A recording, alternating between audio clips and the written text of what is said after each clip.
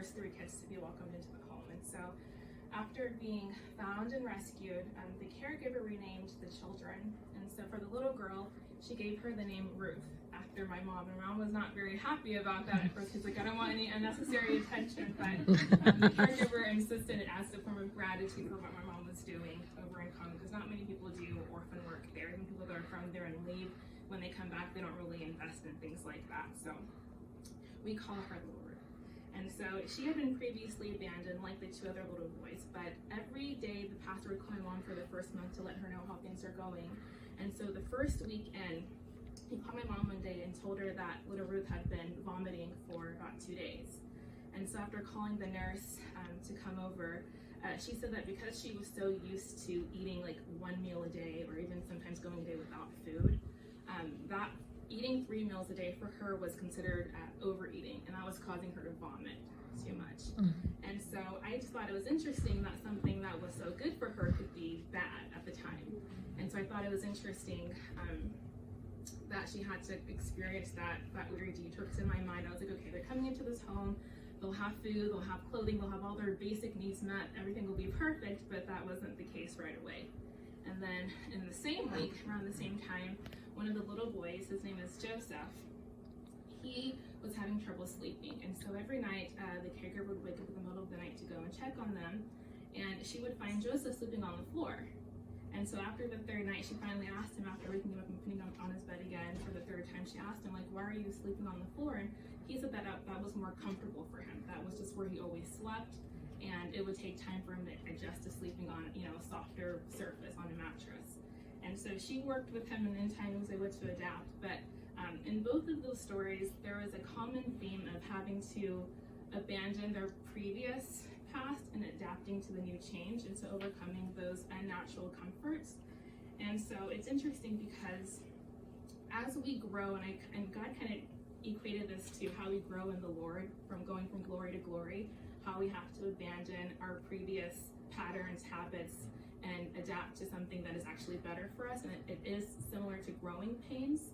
And so in that, God is showing me that it's really a story of redemption, because he's taking you from something that is bad for you and bringing you to something that is actually good. So for Ruth, that was, eating 3 times a day versus eating 1 time a day. And then for Joseph, that looks like sleeping on a bed.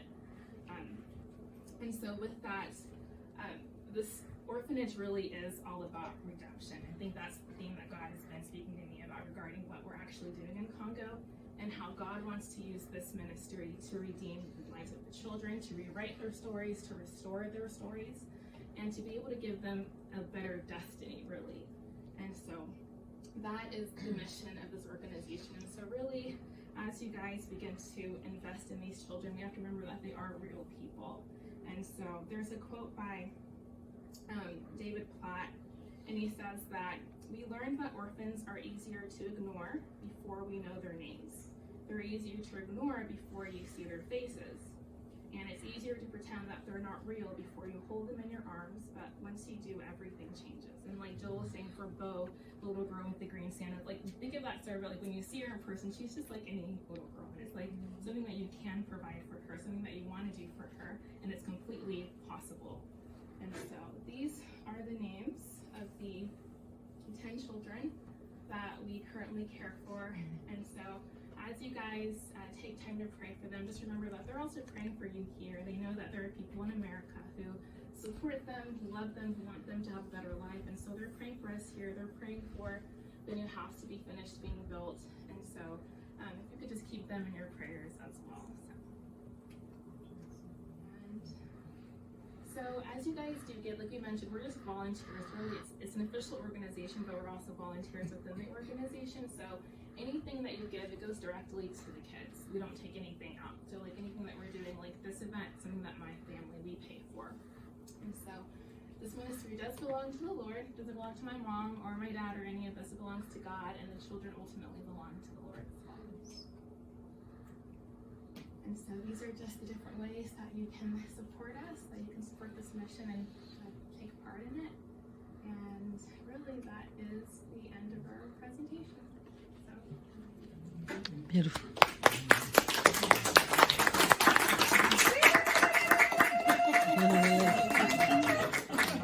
job, Karen. Good job.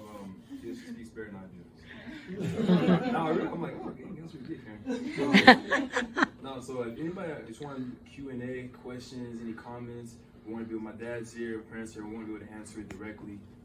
So anybody have any questions or anything?